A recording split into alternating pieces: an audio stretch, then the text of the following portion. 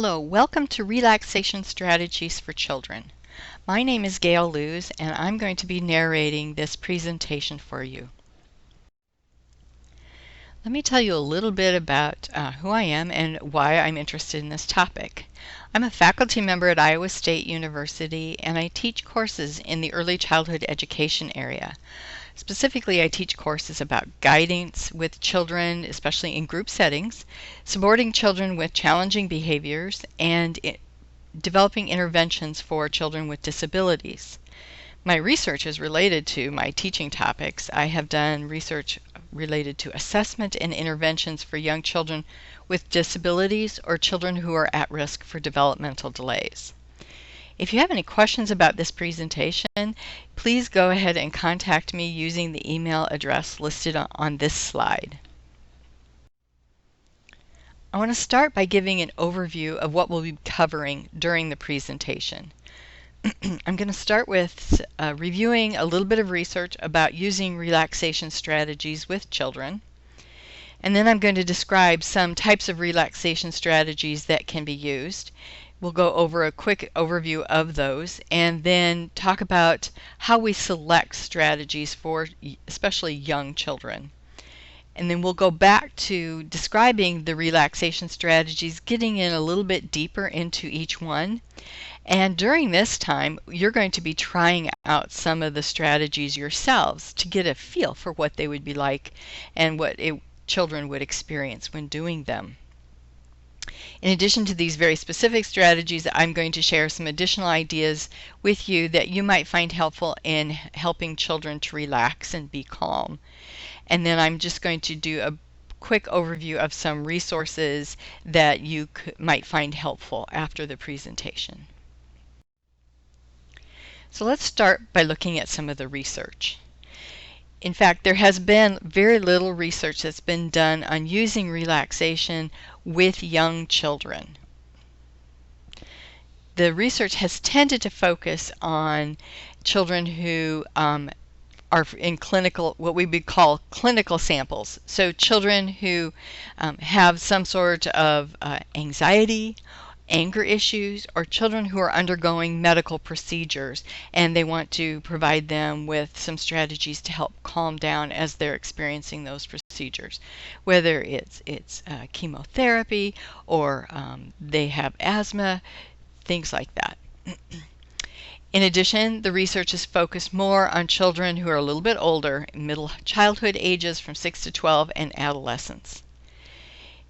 Also, the research has tended to be exploratory, so not yet fully developed to the point where they can utilize randomized controlled designs, which are the strongest sort of design that we have for this area.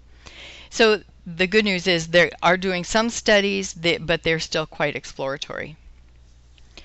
In the research, they've looked at a variety of strategies. So they haven't just focused on one type of strategy, which is a really good thing for us and the children that the strategies we're going to talk about using with children. But the strategies that they have examined have looked at meditation, yoga, progressive relaxation, as well as a few other strategies that we'll be talking about. Some of those initial research findings have shown some positive effects. So some good news here about the idea of using these relaxation techniques with children. So they found it has positive effect on both physiological aspects, so blood pressure, pulse rate, as well as improved mood. So the more psychological aspects of looking at relaxation, its effect on us. This has mostly been true in those clinical samples. So somebody who has a specific need for these types of strategies. When they've just looked at classrooms of children where they've taught them the different relaxation techniques, they haven't found as many positive effects. But once again, the research is at the initial stages. So what I want you to take away from this is that there isn't a lot of research. What research has been done shows some positive effects, but there's still a lot we don't yet know. And so that's not to say that it doesn't work. It's just that it hasn't been investigated to the depth where we can really say, under these circumstances, use those sets of strategies, and you'll find those to be most effective. So this is still a lot of investigation and beginning work in research to support these strategies. But we're still going to look at what strategies have been investigated and that people hypothesize will be very helpful for young children. You are fully aware of the current situation that we're in and its impact on us as adults and on children. I just wanted to lay out a few of the points here that you are probably already thinking about in your work, but I want to highlight the effect especially on younger children. So for younger children, it's about their families and their day. And so when there's a disruption to their daily routine, that can have a stressful effect on them. And I've listed some examples of how their daily routines have changed. But children, especially young children, really rely on the comfort in the safe emotional environment that they get by following a typical routine. And obviously that's been disrupted. Part of that disruption can be the effect of stress on the family, and the children will feel their parents' stress. And so they may not know what is stressing their parents, but they will feel it and they will react to that. And so those techniques we're going to talk about can be used under many stressful situations, but specifically right now, they might be helpful to groups of children that wouldn't have needed them in other situations. So let's look at the techniques that I'm talking about. If you've used these with adults, you're not going to be surprised at this list because these are pretty typical, but I do want to talk about how we can use them with children in a way that can be most helpful for them. So we're going to look at breathing techniques, progressive muscle relaxation, visualization or guided imagery, and then some other techniques that can be very helpful with children, stretching and exercise. So including yoga, and I have an example of a book there, and I'll tell you more about it later. But these can be used with children, and they can be very helpful. Exercise, especially exercise that occurs outdoors, is helpful. There's been a number of research studies that have shown that children's attention span and is better when they have experience with outdoors, especially in green environments, so around trees and grass and flowers. And so you want to get children experience outdoors if at all possible. Another thing that can be very helpful to young children is experiencing music, especially calming music. A lot of programs will use calming music at nap time to help children slow down and relax as they're getting ready for their nap. I have just one example on here, but you can find many others. You can buy music, you can find it online, whatever works for the child or children that you're working with. Then I'm going to summarize very briefly some other types of calming activities that you might find helpful when you're working with children. All of these, as I said, are pretty common for adults as well as young children, but we're going to talk about the modifications that you'll make for their age and their developmental level. A couple of those modifications are you're going to rely more on visual supports with the children. They're going to need some sort of additional help to focus, to stay motivated, and so visual supports, and we'll look at examples, are really helpful. The other modification to doing this with adults is to keep it shorter. They have a shorter attention span, and they can't maintain the visual guidance that we often use with these techniques as long as or as intensely as adults can. And so we want to shorten it for them. Speaking of making modifications for children, I wanted to go over some other ideas that we need to keep in mind when we're selecting the techniques and when we're using them with children, because while the techniques are in the same categories as adults, children are going to have some different needs. So especially for younger children, we're going to consider their developmental level when selecting and using the strategies. We know that they have a shorter attention span than older adolescents as well as adults, and so we want to keep our strategies briefer. We also want to be more motivating in visualizing and supporting the children in using them, because their internal motivation will be just a little bit lower, and so we want to provide them that extra level of support.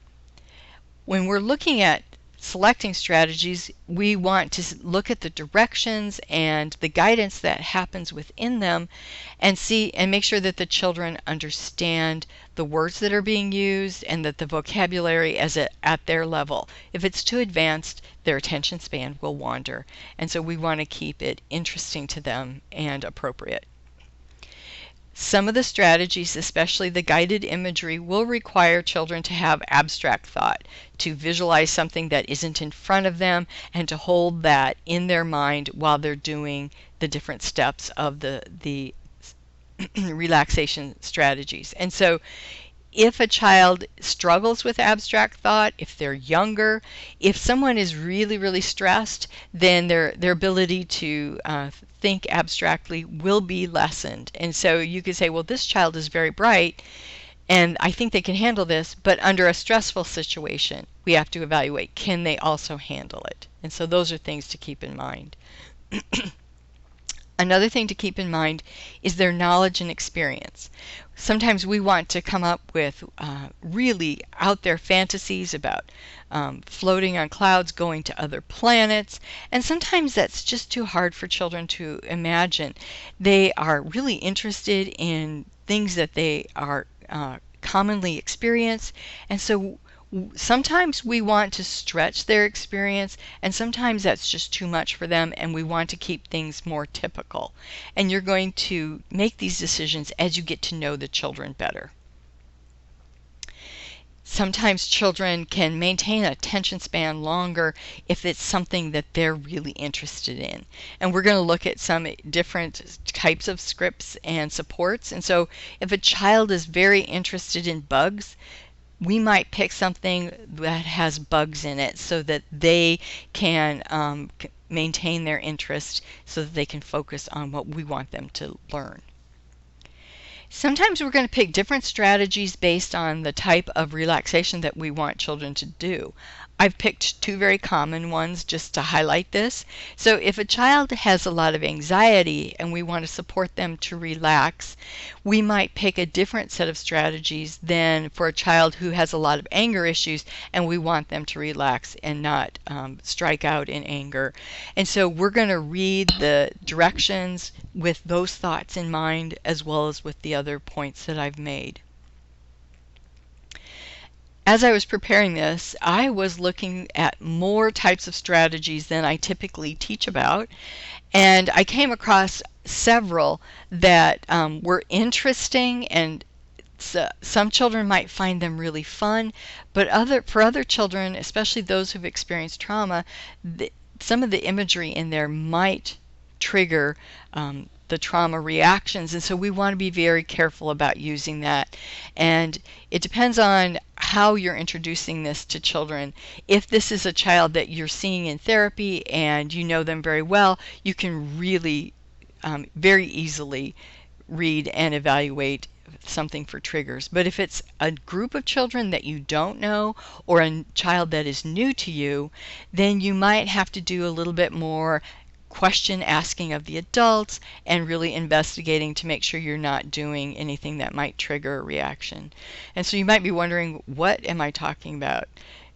What kind of things would be in any of these relaxation that might trigger something?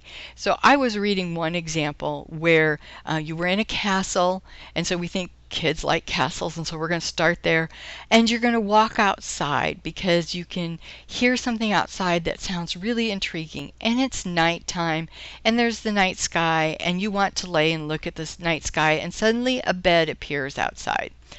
Okay, for some children, they could have experienced some trauma either at nighttime, or they might be really afraid of the dark. And so you want to really be careful when using that kind of imagery with a group of children that you don't know, or as I said, an individual child as well. As we dig in deeper to these strategies, these are strategies that can be used with groups of children, with individual children. I also selected ones that where I was thinking you might be the therapist doing this with the child. You might be coaching the child's parents to do it with them, or you might be working with another caregiver in an individual or group setting where you're coaching that caregiver to use the strategies with a child or a group of children. And so these strategies can work in all those types of situations. I want to go through each of the strategies in a little bit more depth and talk about how to use them and share some examples with you, some very specific examples. So when we are thinking about breathing, it's relaxation breathing to slow down anything that might be agitating them for anxiety or anger. Sometimes we want to do something more complicated, and sometimes we want to do something very simple. So I want to start with most simple type of strategy, just some belly breathing. You have the child lay on their back and breathe deeply to make their stomach go up and down. So in order to really be able to see their stomach going up and down, you might set something on the child's stomach. So a little stuffed animal sitting on their stomach that they can make go up and down, that will ensure that they're breathing and that they're paying attention, and they might find it enjoyable. So that's a very simple strategy. Then the other strategies that I want to talk about are specific and a little bit more detailed. So the first one is from a book called Breathe Like a Bear, and you can see a copy of the cover right off to the edge of the slide. What I really like about this book is that there are a number of different strategies. They're brief. They have beautiful pictures so that the pictures themselves might be interesting to the children, and they focus on breathing related to relaxation and calming, energy, imagination and focusing, so you could use them in different ways. And you can pick from a variety of animals. So if a child is very interested in bears or rabbits or llamas, there are examples in here, and so that might be really appealing to them and keep them motivated. Talk more about it in a minute. Then I have two other examples that I want to share with you. One is Tucker Turtle and the other one is Dragon Brain, and we'll get into those in a minute. So as I mentioned, Breathe Like a Bear has beautiful pictures, and here is one example page.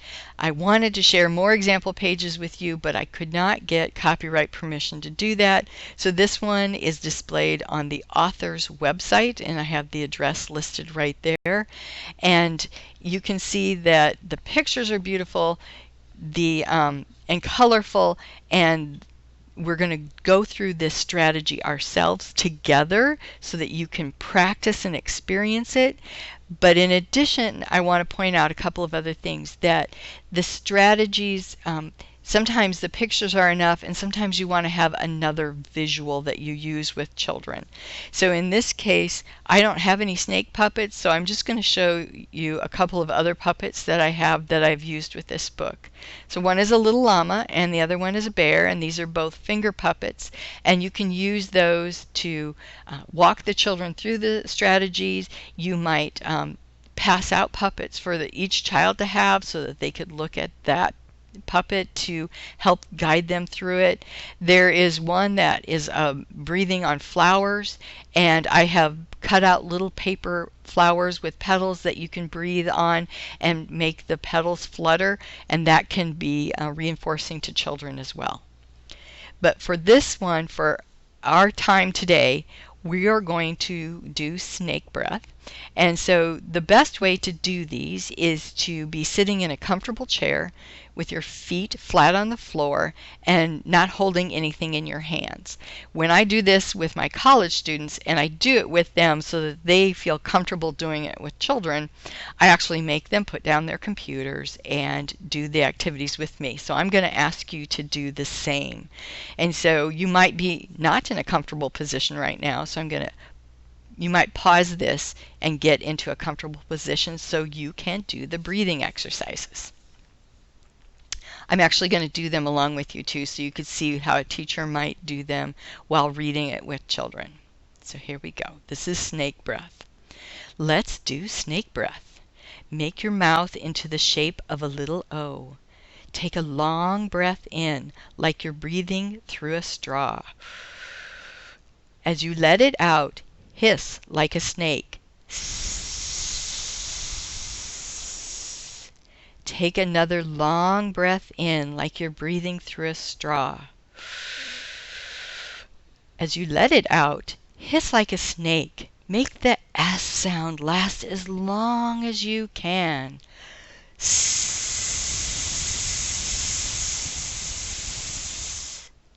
Try it one more time. Take a long breath in and hiss on the way out. Sit up tall. Take another long breath in and just let it all the way out.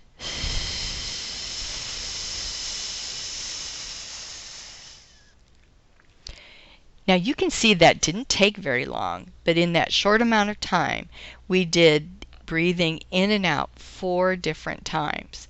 You could also repeat it if you wanted to with children. And we'll talk about how you can do visuals later, but you can follow up with them at other times of day. You want to do this frequently, repeatedly, and whenever the child needs it, as well as during planned times. So that's Breathe Like a Bear. There are many other relaxation scripts about breathing that you can use, and I have one on the screen in front of you. We're not going to do this one together, but I want to point out that there are a number of different choices that you can find out there. This one is from the University of Washington, and it's about blowfish. Now, we don't have blowfish in Iowa, so you might say, well, this one won't work for us, but you could modify it to have fish that we have in Iowa, or you could use this as an opportunity to pair it with other learning activities that might be happening either at home or in school, and where the children are learning about different kinds of fish. This is not the entire script, but this is just an example of how you could use some breathing with some visualization with children. You have a picture right there that you could use, but you could hunt up other pictures or puppets or other things that you could use with them. I want to talk about Tucker Turtle. Tucker Turtle is a really good strategy. It has a lot of supporting information with it, and so I think it could be helpful in a number of settings. It is part of positive behavior interventions and supports, and some research that's been done through a consortium related to children's challenging behavior.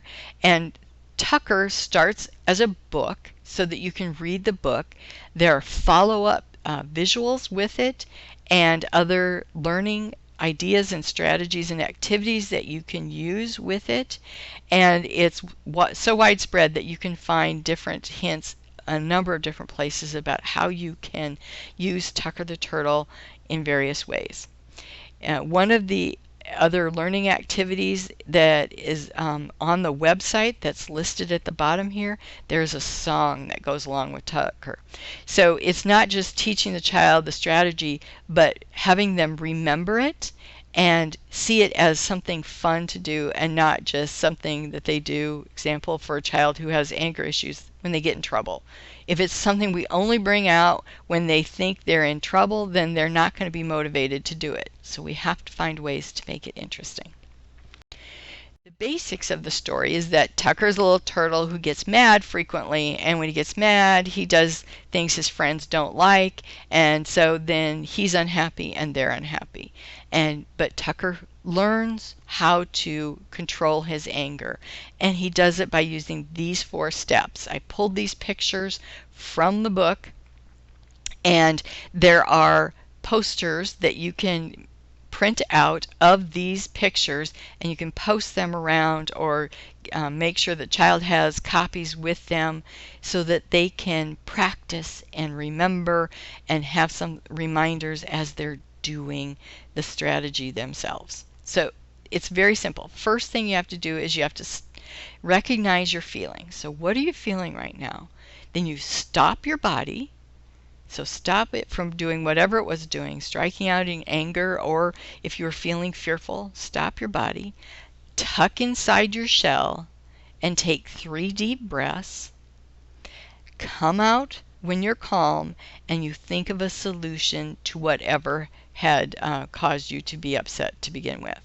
So as I mentioned, Tucker has issues with anger in the story, but you could use it with other types of feelings. So if a child gets frightened easily or anxious, you could use the turtle technique with them. So as I said, visuals are very helpful. So I want to show you some that I have. These are pictures of some things that I have and I've used with children, and children really love puppets in general, and they love these Tucker puppets because they're designed for Tucker to pull inside his shell, and they can be used by the adult leading the child or the child themselves. And those are just handmade ones made out of cloth, and I did not make them. I bought them because I'm not very crafty. On the right side, you can see that we have some paper puppets. We tend to think of puppets as only the soft ones that are made of cloth, but actually they can be made of a number of different things, and inexpensive ones, if you're working with families, are really helpful. So this is actually not the photograph of the actual ones, but it's the photograph of what I used to print them off. So we have a turtle, and then we have a large shell that we can cover the turtle with as he's tucking inside of it. We can demonstrate it. We can put them out for children to play with and practice. Then we have another one that is a paper plate. This is set up so that children could make their own tucker. Sometimes the act of making something of their own really makes them motivated to use it and to take it in as something more personal to them because they have their own. Because I'm a teacher, I also combined it with a math activity, so you can see the shapes on there is part of early childhood math. So you can combine them, or you can just focus on the social emotional learning. Here's some pictures I got from online that show how other programs have used these visuals to support using the turtle technique. In the top left, we have a teacher, and all the children are practicing their tucking and calming down. But if you look, and you can see she has a copy of the book in her hand that she's reading with them. But behind her, there is an extra large turtle shell. And you can imagine encouraging children to use that in the classroom, go behind there, tuck, and calm down. And the act of just moving themselves away from a situation can also be helpful to them. Then in the upper right corner, you can see there are steps laid out, the 4 steps in doing the turtle technique, along with some other visual supports that are hanging up in a classroom, so children can refer to it themselves, or a teacher can refer them to those visual supports so that they could try them out. In the bottom left, instead of using the pictures or the drawings from the book, we have pictures of actual children from a classroom using the turtle technique. So that's another way that's very motivating to children. They like to see themselves. And in the bottom right, that's just a comfy area where children might go to calm down and use the turtle technique. Different kind of technique, but that can be very motivating to children, also focuses on breathing, and it's dragon brain. And it's a strategy to help children calm down. The website listed at the bottom there has the visuals that I have pictures of on here, and you can print them off. They're completely free, and you can either post them on the wall as step-by-step script to follow, or you could put them in a little ring or little cutouts that children can carry like cards so that they can have a reminder to follow so that they don't forget any of the steps, because it's important to do all the steps. The good news is that it's all free. The bad news is, as they've updated this website, they've kind of left the story off. So you can get these free visuals, but the story isn't there.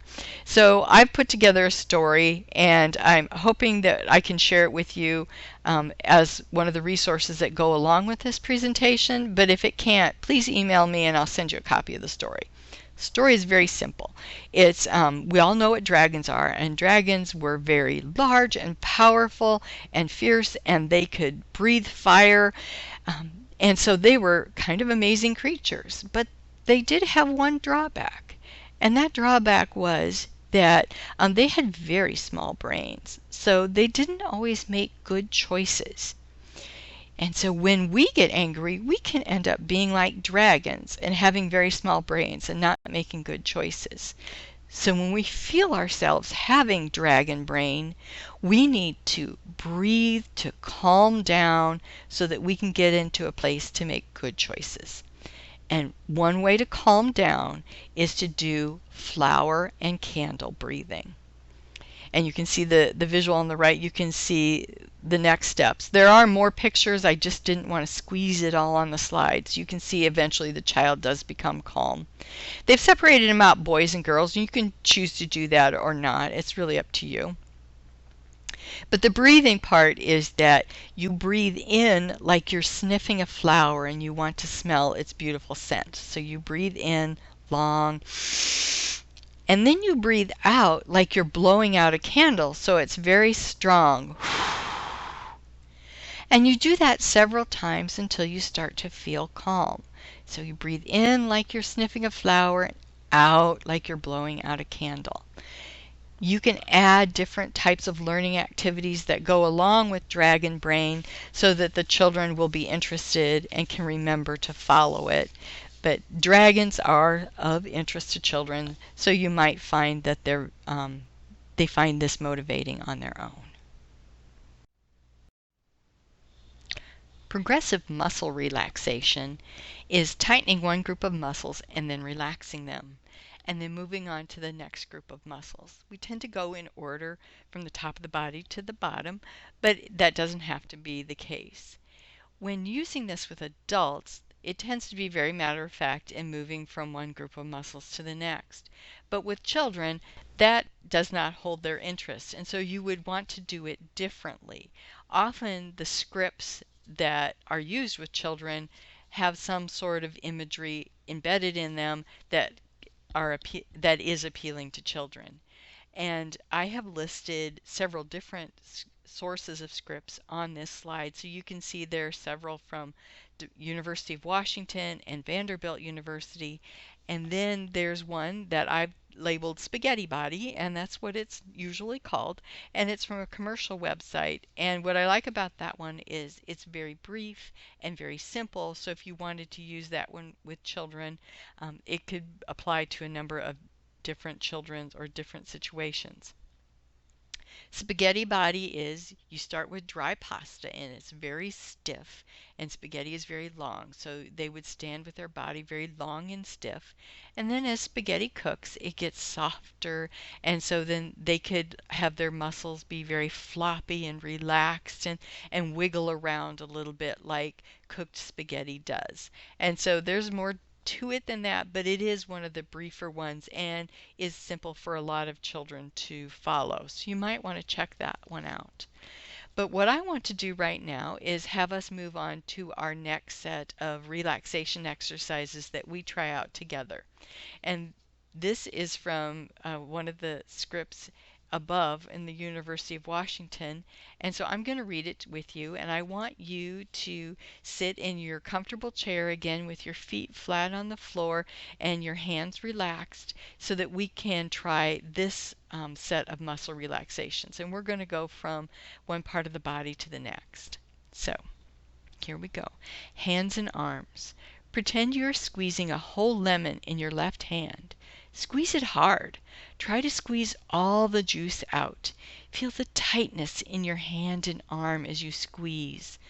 Now, drop the lemon and relax. Feel how much better your hand and arm feel when they're relaxed. Now let's do that with your right hand. Squeeze that lemon. Squeeze it hard.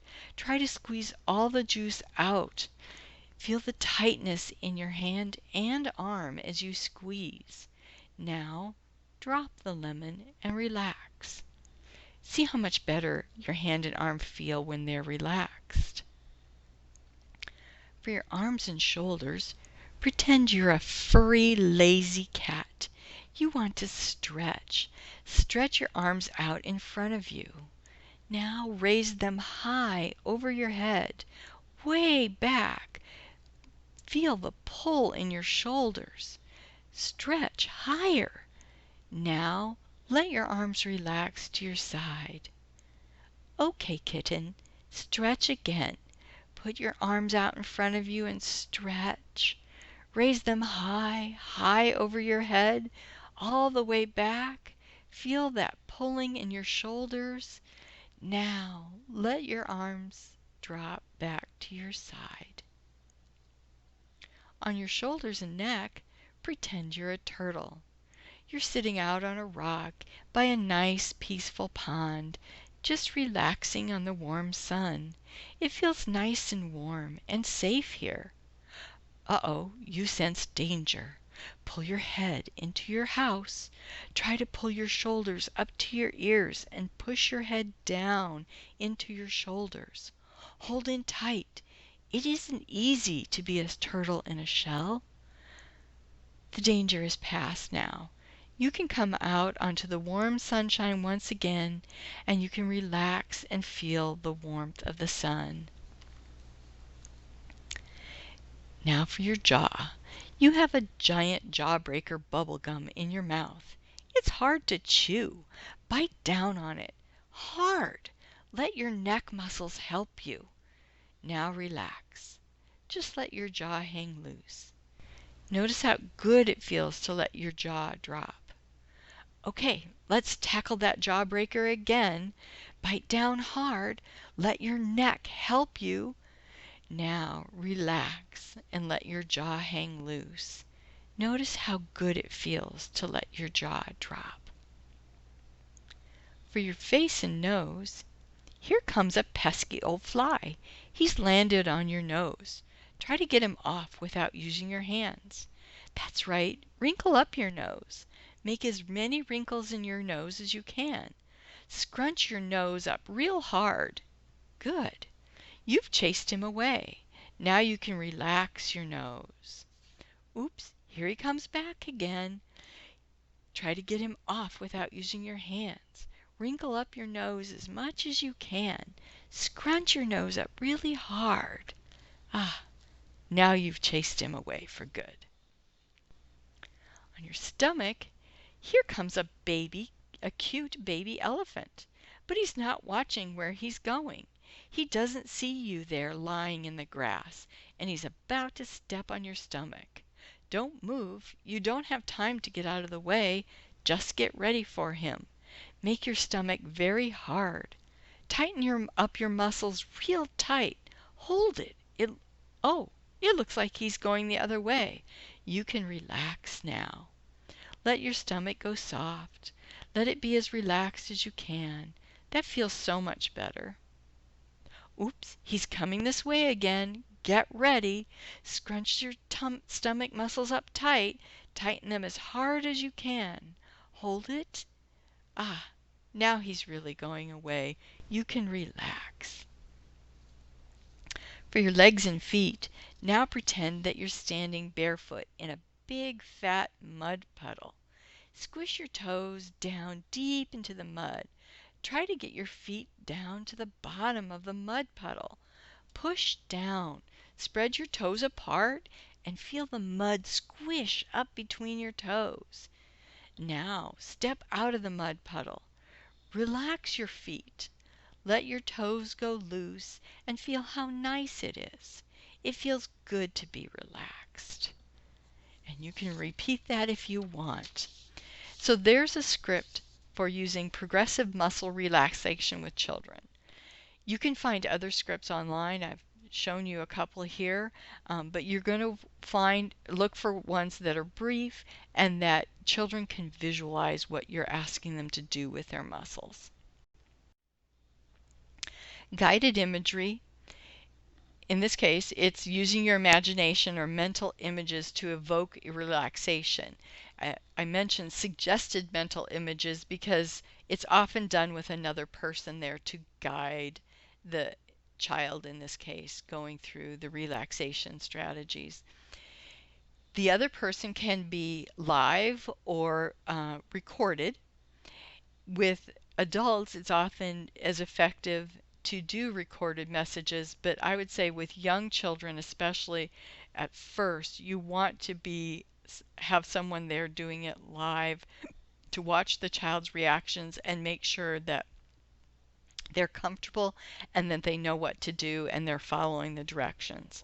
So live is better in this case. And then providing them with pictures or other visuals can help them clue into what you're wanting to do. Sometimes with adults we have them close their eyes, and that's not always possible with children, so providing them something to focus on can be really helpful. I mentioned pictures and visuals because those are a theme throughout this presentation, but sometimes different scents can help children relax. Lavender is well known as a scent that can relax children, but sometimes you want something that's associated with a relaxation for a child. So if they are very happy with when they are smelling some certain scent, that you might want to combine that with the guided imagery. The website I have listed here has a number of different scripts, and they're in varying lengths on varying topics, so you can find something that would really resonate with a child or interest them. And they rely on different kinds of imagery and for different types of relaxation or times of day. And so I want us to do an example of this as well. And this one I have picked is called Peaceful Butterfly. And there are directions about how to become familiar with the script if you're guiding a child, whether it's a parent or a caregiver, to use these strategies. This one happens to be designed to be read to a child right before bedtime to help relax them to get ready for sleep. I'm going to read the script as if it is for bedtime so that we can practice it that way. But as you listen, you might also notice that you can change just a few words and make it work for other times of day. But this is another time for you to get into your comfortable chair, feet up, flat on the floor position so that you can do this. This is designed for a child at bedtime, so they do talk about lying in a bed, but I really don't expect you to do that. So here we're going to start. Close your eyes and take in a nice deep breath. Allow your tummy to fill up like a balloon, and then exhale slowly. Do this 5 times to really relax your whole body completely. So let's breathe in and out. That's 1. In and out. That's 2. In and out. That's 3 breaths. In and out. That's 4. And in and out. That's 5 breaths. Your body begins to feel deeply relaxed and sinks down further and further into your nice, soft bed. Your legs begin to feel very heavy. Your arms begin to feel heavy and relaxed. You enjoy every moment as your body continues to relax with each word. Now, as your body relaxes, imagine you're a beautiful butterfly fluttering high in the sky. You see the lovely green valley below you with lots of colorful flowers just waiting for you to enjoy. You feel the wind blow against your delicate wings. As the wind touches you, it gently blows away any worries, any stress you feel. Feel how wonderful it feels to be free. Your mind is clear and calm. You have left any worries far behind now. You are completely peaceful. You are beautiful as you allow your true happiness to shine through. The sun touches your body and warms you. The big, puffy clouds floating in the sky remind you how relaxed and calm you can be whenever you want, just by thinking about it. The earth is a patchwork of color, and you enjoy each moment here, gliding along, feeling so joyful and peaceful. You spread your wings in a huge stretch. It feels so good. Your body is calm and your mind is peaceful. You can fly around as long as you'd like, exploring or just floating gently on the wind. Take in a deep breath now and exhale slowly. Give your body a big stretch. You are ready for wonderful, peaceful sleep tonight. With a clear, calm mind, say these words to yourself. I am peaceful and I am calm, ready for a wonderful adventure in dreamland. Good night. So you can see there's a little bit of combination of breathing and imagery in there to help relax children. Now I want to move on to the next topic, looking at other types of activities or strategies that we can use with children to help them relax and calm down. The first one I want to talk about is a calm down kit. And this is just it's also known as a calm down box. It's a set of materials put together for children to use to calm themselves. So it can be designed for an individual child or a group of children. You want to select materials to put in there that children can use to help distract themselves or relax their body to calm down. Children can be part of selecting what goes in that box. And you can also rotate things in and out depending on if it's for an individual child or a group. You want to keep things in there that are really effective, but maybe change some things out that are more appealing or less appealing to different children. When you have this kit, you want to make sure that children know where it is so that they can find it. So you often want to designate an area in their home or in their classroom where you're going to keep it. It doesn't always have to be kept in a box. It can be set on a shelf near a little beanbag area where they can be calm. But this is an area away from active parts of a classroom or a house where children can go when they're feeling anxious, angry, frustrated, or irritated so that they can calm themselves down. We're going to train them how to do it, but this is a place to go so that they don't need to continue in an activity or have to process all of their feelings at that moment with an adult. They can go to the calm down area and then either calm down and rejoin typical activities, or once they're feeling calmer and they're ready to talk to an adult, then they can do it. So what you put in a calm down kit can vary widely. I have a picture here of some things that you might want to put in a kit. So we're going to start at the upper left corner, and that is a little box of kinetic sand. It's fine sand mixed together with the same kind of materials that you put in Play-Doh, and so it sticks together so children can squeeze it and shape it. They can make specific things out of it, or they can just kind of run it through their hands, whatever might make them feel better. Below that are two colored bunches or balls with little rubbery spines sticking off, and they're made to look like a little a duckling and a caterpillar, but they could be anything. And they're designed to be soft and squeezable and pullable, and you can pull on the individual spines or the whole thing, or you could just run it through your fingers, so it's for that sensory experience.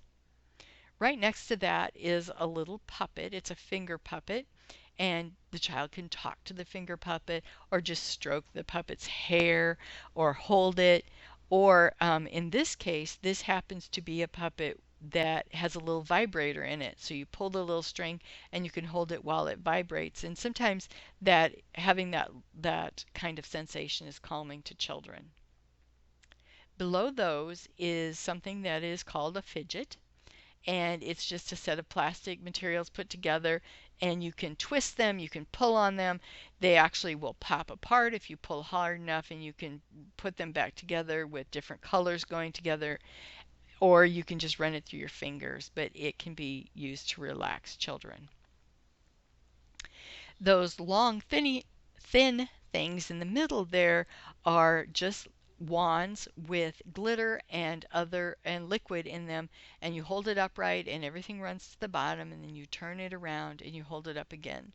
They come in different colors and they can be very soothing. It's kind of like watching a fish tank. You can make your own, and they're often known as sensory bottles, and they can be put in plastic or glass bottles. Those can be used at home, but not in a lot of licensed childcare programs because of safety concerns. Next to those are two different kinds of shapes. There's some square blocks and then just some colored shapes. And those can be just done to stack so that children can distract themselves by stacking or sorting or building into shapes, something to do with their hands and their mind while they're calming down. Below those are two sets of ribbons on a little ring, and they're just designed to be run through your fingers, to be soft and a nice pleasant sensory experience, so you have something to stroke while you're calming down. In addition to what I have here, a lot of calm down kits will have paper and crayons so children can draw out their feelings if they want to, or just draw and color to distract themselves. Sometimes there are books about feelings so that they can start to process it by reading the book. And sometimes there are stuffed animals just so they have something to hug or to squeeze while they're calming down and processing their feelings. As I mentioned, children can use these on their own, or an adult can guide them. Especially initially, you want to teach a child about what is the kit, how do we use it, when do we use it, and then how do we come back to our typical activities after we're done using it. Another calming activity that you might want to use with a child or perhaps a group of children are worry dolls. And I don't know if you're familiar with them, but they're originally from Guatemala, and there they make very small cloth dolls that are given to someone who has some worries. And so you tell the doll your worry, and then before you go to bed, and you put it under your pillow, and the doll takes your worries away. Now we know that no doll can take all of a child's worries away, but sometimes sharing with a doll or a plaything can be helpful to children. So you could give them the doll to talk to and to share their worries with. The picture at the bottom right are some traditional Guatemalan worry dolls that I bought at a store. But sometimes you can't get access to them, or you want children to make their own so that they feel more ownership and connection with their worry doll, and you can certainly do that. You can see the ones at the top right are ones that I made, and I believe my crafting skill is about the same as that of a young child, so you can see that children could make these. I have some wooden clothespins that I got at a craft store, or just some craft sticks, and we wrapped yarn around them to make them more like people, and Some of them have faces on them and some of them don't. If a child chooses not to put a face on there, that's okay. And then I do have one made from little chenille stems or pipe cleaners and with some yarn wrapped around it. If you wanted something that wasn't wooden, you could do something like that. You could come up with other ideas, but sometimes having a child make it and then we would guide them in how to use it and where they can keep their doll. If it's at home, it's obviously probably going to be kept in their bedroom, but if you want to do it in their child care program, they might want to have one for home and one for school, and they could keep it at a safe spot there as well. I want to go back to puppets. I've mentioned them multiple times, and so you can see that I think that they're very helpful in interesting children in what we want to talk about and teaching children about different topics or skills. In this case, I have shared a couple more examples. So we've got the puppets that I talked about with Breathe Like a Bear, but there are also paper puppets that I think are very valuable because they can be made you can individualize them for children and they can be made very inexpensively. I've put them on sticks. You wouldn't have to. You could treat them more like little cards that children could look at, but they could identify faces. They could process it to calm down. They could identify what they're feeling right now. These are things that can interest them, but also they can use to calm down. You could also have the puppets act out situations where they're feeling upset, and they could either guide the child through the relaxation exercises, or once the child has some practice, they could guide the puppet through using the relaxation exercises, because teaching someone else often helps you learn that skill more deeply, and we could use that in this instance. Now, I want to talk very briefly about using books to help children relax. I have 4 examples here, and a couple of them you've already seen. There are others that you could find that can be as helpful as these. I just have these and find them to be really good. Sometimes children really resonate with books, and so introducing a topic through a book can be very helpful to get them interested. And so that's why I picked these, especially the one at the top middle, Breathe With Me. It's the story of a little girl, and she uses different breathing techniques as she goes through her day. One to wake up in the morning, one when she was a little bit nervous, another one when a child took something from her and she was feeling irritated about that, and a couple other instances throughout the day, and then a different set of breathing to help her go to bed at night. So you can see that they're giving you multiple examples. You could use them, different types of breathing for different situations, or just find the one that resonates with that child. I've got Breathe Like a Bear up there again. I've already referenced that one. Yoga Bug is a really good book that has yoga poses that have visual imagery of different bugs, because children love bugs and they can really identify with the bugs. The one on the cover is known as a spider, or it's also called a variation of the garland pose if you're familiar with yoga. The advantage of the book is that the pictures are really beautiful, and so children would find them interesting, and that at the back of the book there's more details about how to do the poses correctly. So if you're the adult guiding the children and you're not super familiar with yoga and poses, there's some directions for you at the back. When introducing yoga with children, especially if you're working with families, you want to be careful at how you introduce it and how you talk to families about it, because some families get concerned with the spiritual or religious aspect of yoga and moving beyond the exercise aspect. So you want to be very clear with families when you're introducing it. Making It Better is a very different type of book than what I've been talking about so far. It is a set of activities, just as the title says, living for children living in a stressful world. It doesn't have specific relaxation strategies in it, but it does have cover topics like grief, healing, building resiliency, building language around that resiliency and healing.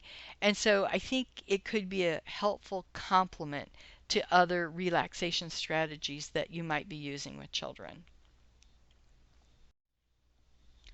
Getting into more detail about just a couple of books to help illustrate how we can use them and go beyond just reading them, I want to talk about this book, Mouse Was Mad.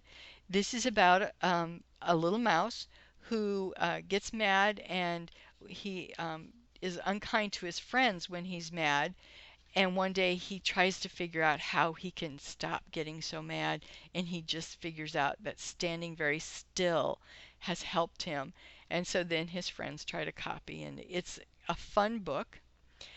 But the most important thing I think about it is the resources that go along with it. So at the website listed at the bottom, you'll see there's a section called Practical Strategies and the Book Nook, where they take different social emotional topics and children's books that address those, and talk about how to read the book with children, how to have discussion items or questions to ask the children, and some follow-up activities to really help the children remember what they learned in the book and to practice it. And so it was designed for use in group settings, so you might find it slightly less helpful if you're working with children one-on-one, but I did want to share that resource with you. I obviously have another little puppet to go along with it, a little mouse puppet, but and the entire strategy is not shown on this screen. It actually is 2 pages long. I just wanted to give you a visual idea of what it would look like if you wanted to check that out. The final book I want to talk about is called Calm Down Time. It is a book designed for toddlers to help them practice techniques to calm down. And what I did was I took the outline or the different sections from the Book Nook, and I made my own version. And so you could do this with other children's books if you wanted to use them with a group of children or individual children in their family situation, where you could come up with a set of activities to go along with the calm down strategy to help the child learn it and remember it and really integrate it into their daily life. So I have made up that set of activities as well. I want to finish by talking about how do we use these strategies. We don't just plop them in front of children. We have to teach children about them. And so here are some suggestions that I have for how to introduce and teach children about using relaxation strategies. The very first thing we want to do is introduce the concept of relaxation strategies and tell children how they're going to use these and when and under what circumstances, so that they have an idea about why they're learning them. Then we want to teach them the various steps in using the strategy, whether it's the breathing or relaxing the muscles, and we want to practice it repeatedly in safe settings or situations. So during a calm time when there's not a lot of distractions, we're going to go over it with them and have them practice with us. We can model it, but that way they're learning it and it's becoming a little bit more automatic, so when they get into actual settings that they can use the strategy instead of focusing on the feelings that they have at that moment. How can I calm myself down? What are the steps? How do I remember them? Well, I've practiced them.